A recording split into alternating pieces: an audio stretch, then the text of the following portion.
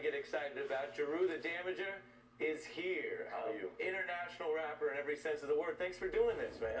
Thanks for having me here. It was an honor. You know, so many people hit me up on Instagram. They like, oh my God, I remember, you know that dude, he's reciting your lyrics. So I was like, oh, that's real cool. Now, you know, I've seen you do it before. Yeah. But it's always different when it's your stuff. And then the topics that you use the rhymes for, they're so appropriate. Well, thank you. So that means a lot coming from you. Yeah, I was like, you know what, let me hit this guy up and say it. No, I was glad we got to start talking. And the reason it came up, it wasn't like, oh, how do I get Jeru out of Germany and back to New York? It wasn't like that. No. It was more looking at Mike Flynn, right, who went around the country running against Hillary saying, you know, this is what happens, lock her up. You plead the fifth, that means you did something wrong. Then it was because he couldn't stop running his mouth that he got in so much trouble, and so we said, you're playing yourself.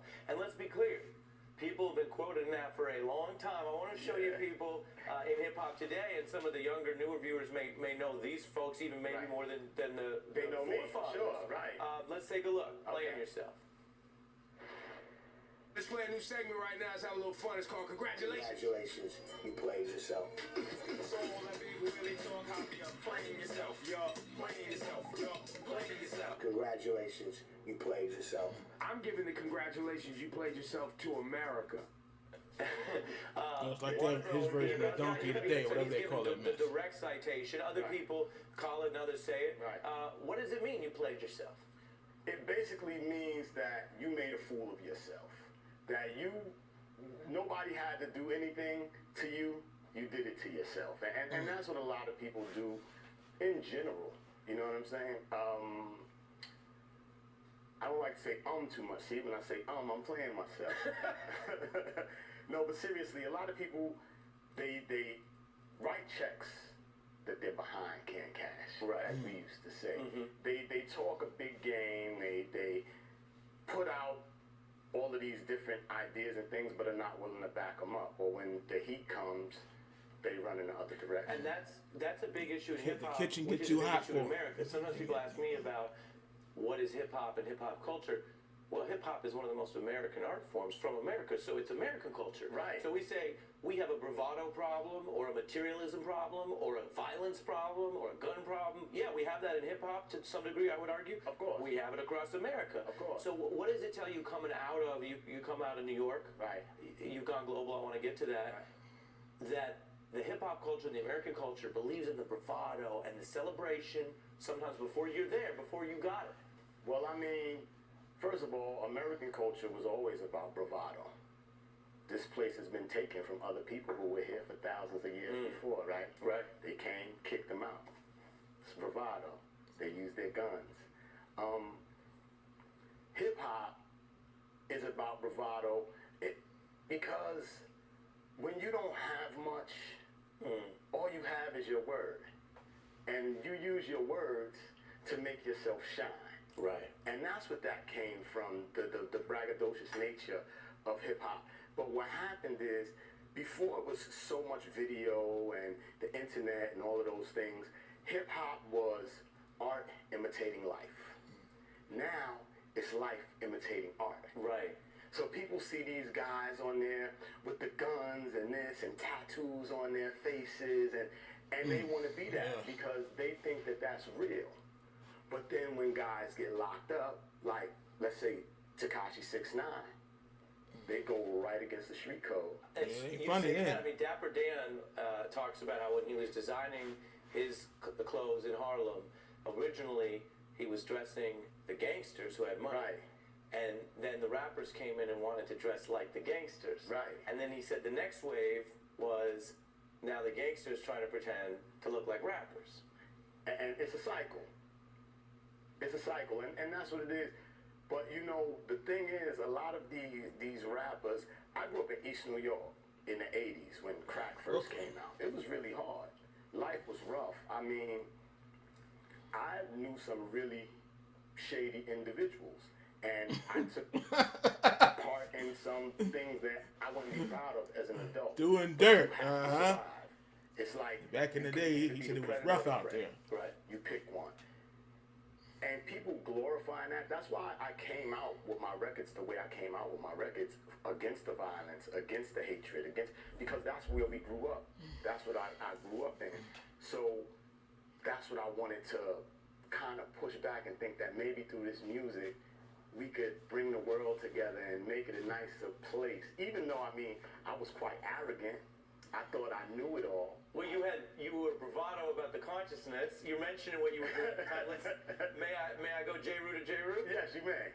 I don't push a Lex. Others had to turn their flex. Jeru is up next. These so-called players up in the rap game got brothers on the corner selling cocaine. It used to be Latoya and Jim Hats, but now it's Uzi's Max and G-Packs and Cracks.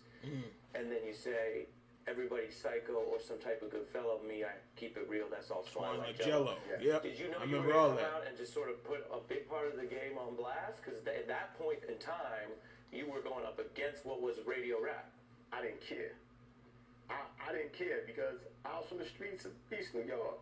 That was everyday life. Like, I'm not a gangster, but I've never been afraid. He's not no punk either. And that's what it was. I wasn't afraid. That's what I felt that was my duty. What percent of human mistakes do you think people make based on fear? All of them. 100. All of them. Because when you're afraid, sometimes you think too much, and sometimes you think too little. You have to kind of like calm yourself down and know that a lot of times fear is just a feeling. It's not even real. You make yourself afraid of things that might happen. They might not even happen. I love you saying that. I think anyone can relate to that because when you say a feeling, it's real in that you feel it and you shouldn't deny it. But when we try to attach exaggeration, reasons, jumping the gun to a feeling that might just be assuming passing through us like other things that come and go. And you know, it's funny because fear feels just like excitement. Right, or hatred. Some people get off on fear. I mean, scary movies is a controllable fear, so you get the energy, but you're in control. Roller coasters. Yeah. But this is the thing: human beings are the only animal that holds on to their fear. It's like if you see gazelle or whatever kind of animal at the pond, they're drinking their water. Lions come, they run away, they go all crazy, but 15 minutes later, they back at the pond drinking water like nothing happened at all. Human beings hold on to their fear and they hold on to their doubts and they push them into the next day. And you have fear about things that happened 15 years ago, which makes no sense because you can't go 15 years back. Right, and you can't go back. You've been going forward. Always. Which is great. Let's look at a little bit of what you're doing now. You're living out in Berlin. Yes, living in Berlin, Germany. And some of what you're doing in He's not trying even to over expand here. people's minds, looking at the whole world. Let's take a look. What's good, people? It's the Hip Hop Road Show. I'm your host with the most international man of music, Jeru the Damaja, and today I'm coming to you from Nantes. Where is this Nantes, you ask? Nantes is a city in western France. The language spoken in Nantes is French. Nantes used to be known as the Venice of the West, as the city of dukes, and is still home to an awesome castle. You just having fun out there, or you want to show people the world? I came up with this idea because one night I was in New York. I was going to a friend's bar, and I met some guys outside. And they were like, "Oh wow, man, we haven't seen you in a while. Where have you been?" And I was like, "Well, I'm out in Europe a lot." And he was like, "Oh man, Europe. What language do they speak out there?" So it was kind of funny, but at the same time, it was kind of sad. So I decided that I wanted to show people about the places that I go so they have a broader perspective of the world, because that's what changed me as an individual, being able to travel. And I try to do it in 2 minutes because I know today people's attention spans are short, right? So I try to do it in under 2 minutes. What'd you say? I gotta go. So, and from there, I'm going to expand it. I'm going to start doing interviews with restaurants and club owners and just other locals. But right now, I just wanted it to be a quick geography, history lesson, so that the guy from East New York, he may never thought of going to Nantes. Where is that? Or Isn't it crazy? I love what you're saying, and it's one of the paradoxes of the information age that we could see more of the world now than we ever could. You could be a relatively He's over in Germany. He's regular person, don't have a lot of money, and you with they love video that and music social media, overseas. there's so much more the You world already can know really that. see. They love it over there. But what do we end up doing? We do a lot of insular stuff. People on their phones looking at celebrities of this and that, and you're opening up the world. Before I let you go, gotta ask, since you're here, top 5 MCs all time. Top 5 MCs And all what, time. and what music is exciting you now? Jeru the Damaja, Jeru, nah. I love Cool G Rap.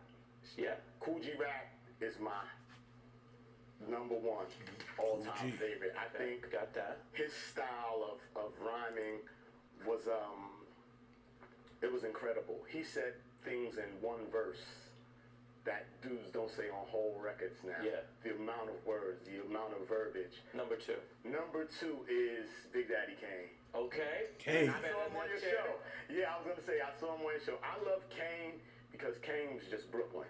Yeah. Kane was Brooklyn, and he was super smooth. So smooth. I mean, super. almost To this day. he's a kind of lyricist where it actually matters less what they say. To this day. Like Biggie was like that, where everyone loved what Biggie was saying, but it also sometimes didn't even matter. Kane is, and I love Biggie. That was my guy. I'll even put Biggie in there. Number because 3? Put Biggie at number 3. Okay. Because he was, and Biggie was a really funny person. Like, I knew him personally, and the things that he would say would just have you cracking up, right? Did he know, when you knew him, did he know how big he was going to get? I mean, he had that confidence. He had You the walk swag. around Brooklyn now and you got the murals and the memories, and it's like he's bigger than life, and of course, dying so young, being murdered. And that's what it is. Didn't he make a song, Nobody Loves You Till You're Dead, or something like that? So, but he definitely had the talent. He definitely, and you know, a lot of people think that I made the record Playing Yourself and a couple other records but it had nothing to do with Biggie at It was all. not about Biggie. No, that was my dude. It was just misunderstand. Like Premier always tells everybody that. So okay, so number 4. Number 4, I have to give. Can I put a group? Yes. EPMD. EPMD. EPMD. Eric Sermon. EPMD. Eric Smith. And I mean, Gangstar is by default. So I'm not gonna even do Gangstar. That's just I'm here because of Gangstar, right? So Well, there we go. But no, I gotta give you one more. Okay, that's I gotta give you one more. De La Soul. De La Soul, who are still trying to work out their music right. We gotta give love to De La because their record changed the game. Skits and all of that type stuff, that wasn't happening. Neighborhoods is now hoods because nobody's neighbors. See, potholes in their lawns. I love you coming out on the beach. Jeru the Damager, thank you so much for being here, man. Thank you. Thank you. Hey, I'm Ari Melber from MSNBC. You can see more of our videos right here, or better yet, subscribe to our YouTube channel below. You could have been anywhere in the world, but you're here with us.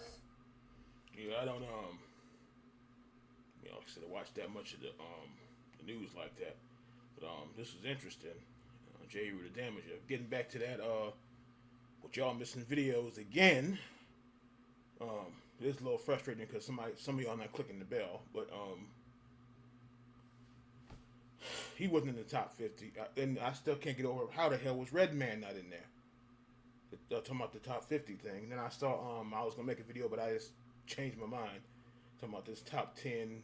I was like, okay, half of that list shouldn't have been there either. Okay, J, Nas, M.